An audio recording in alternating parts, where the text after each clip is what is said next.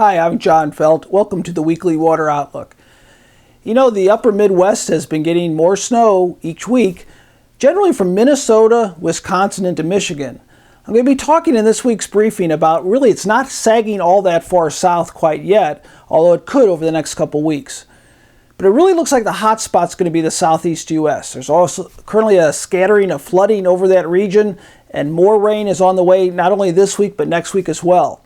This is the start of the flood season in that area, and it looks like it's going to definitely be picking up over the next couple weeks. Now, the West has been quite dry, especially the southwest U.S. and California, and I don't see any change in that as we round out February and head into March. I'm going to be talking about all these details and more on this week's edition of the Weekly Water Outlook. Well, this is where it rained, snowed, or did not do either over the last week across the nation. Really stands out a couple areas to me. First of all, the southeast U.S. The area in yellow is 2 inches or more. The area of red's 5 inches or more. And if you look closely, you'll even see some purple, and that represents 10 inches of rain. Been quite a change in there. Not so much Mississippi and Alabama, which has been wet, mainly the northern part of that region, but the area in Georgia that was in a very extreme drought for many months is beginning to get some significant rainfall over the last week, over the last month, and it looks like in the future as well. The trend of enhanced precipitation over the northern tier of the U.S., Minnesota, parts of the Dakotas, Wisconsin into Michigan, that track has remained active over the last week with more snow. And unfortunately, the parts of the Great Plains, western Great Plains, and the western U.S., and the southwest U.S. remains dry. If we look at percent of normal rainfall, precipitation over the last week, you can see that trend of very dry weather really stands out over the western U.S. and southwest U.S., as well as the area in the middle part of the country centered over Kansas.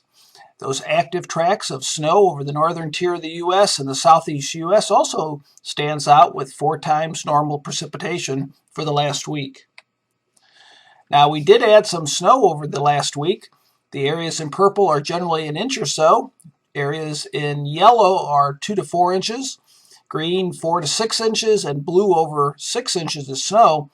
So there was definitely some snow added over parts of the upper Midwest. If you look closely at parts of Texas and Oklahoma, there was some significant snow over western parts of Oklahoma and the Texas Panhandle, and also snow accumulated over parts of the northeast U.S. as well. Now, if I look at a national perspective of snow depth, right now 37.2% of the nation is covered by snow, 41.6% last week. Been a little bit surprised. I thought that we might have picked up a greater aerial coverage of snow over the last week. But I think what's happening here is even though snow's adding up, what it's doing is it's staying confined to certain areas. It's really, so far this winter, it has not sagged south. It's really stayed north of this line with very little snow over Nebraska, Kansas, Iowa, and good parts of South Dakota as well. The active track over Minnesota and Wisconsin's definitely been there, but again, like I said, it hasn't really come south. If we look at a recent trend here, we see that the trend has been going down very slowly of the percent of normal, or the percent of the U.S. covered by snow. Now, I've been sort of keeping my eye on this area of purple here. That to me is the more significant water equivalent. And over the last week, it's really beginning to pick up in this region right here. That's beginning to be more significant. And I'd be a bit more concerned if it was the extent, once again, sort of sagging down in this region.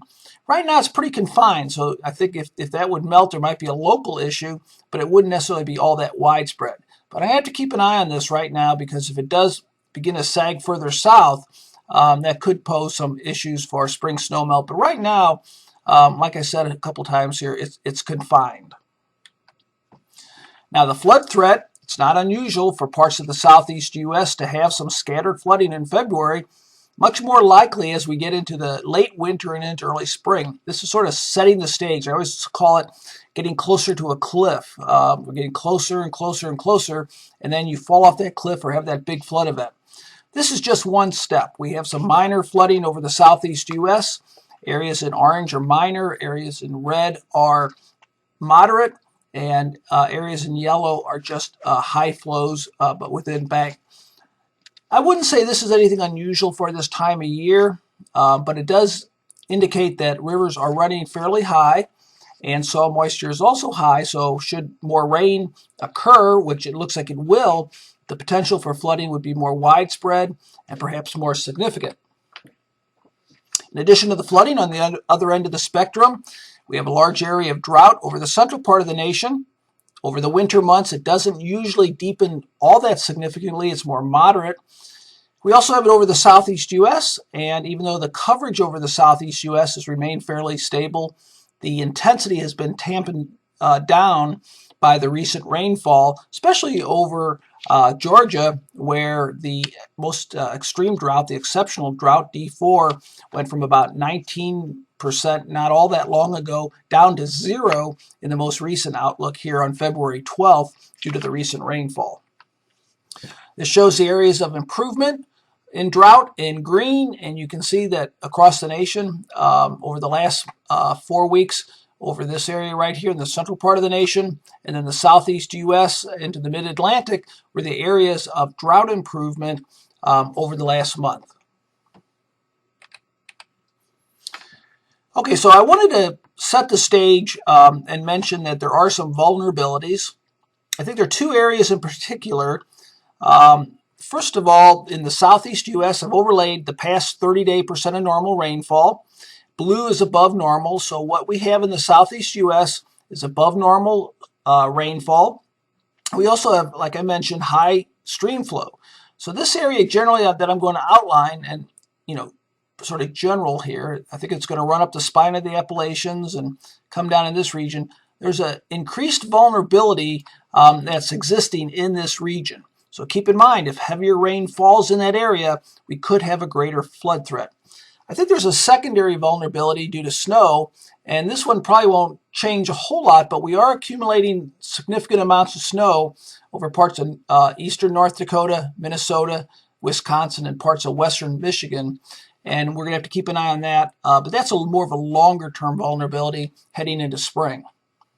So the big picture this week, pretty straightforward this week.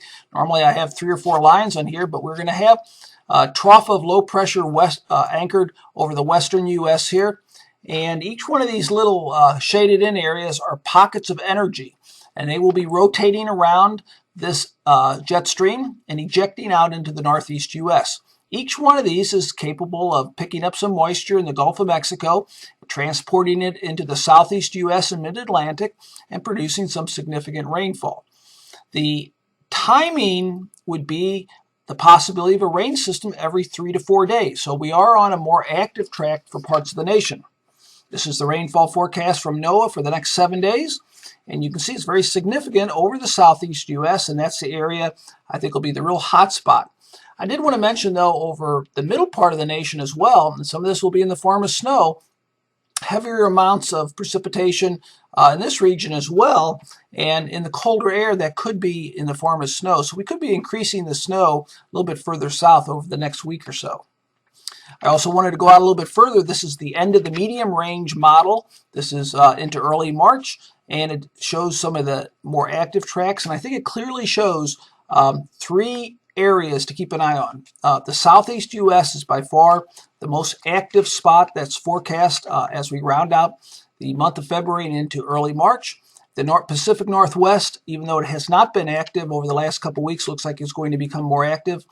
And then this area, not quite as impressive over the middle part of the nation, but if that comes in the form of snow, that could be significant amounts of snow. I think it'll be close to that line. We'll have to see if it's a cold rain or a snow. But right now, I think most of it will be snow, and that means that the accumulations over Minnesota, Wisconsin, and perhaps more into Iowa and Illinois could be more significant as we round out the month of February, head into early March. Soil moisture is very high over the eastern U.S. This gives you some idea of where soils are dry or wet. Dry would be the oranges and browns, wet would be green. And I wanted to point out for this first week some of the possible threats. The area in green are threats from rain or snow. The area in yellow here is the possibility of severe storms with this first system going through. That's the beginning, I think, as we get into late February, the beginning of the spring severe weather season. I know it's still winter, but we can get that in parts of the Gulf Coast region. And as we get into week 2, I wanted to point out these trends. Looks like it's going to continue these trends. And these, if I had to say what have been the mid to late winter trends across the nation, I'd have to point out these 2 trends. Number 1, across the Great Lakes with snow into the northeast U.S., and then the second one, now that has developed more recently, the southeast U.S. into the mid-Atlantic with enhanced rainfall and severe weather. Those have definitely been the 2 primary trends in 2013 so far.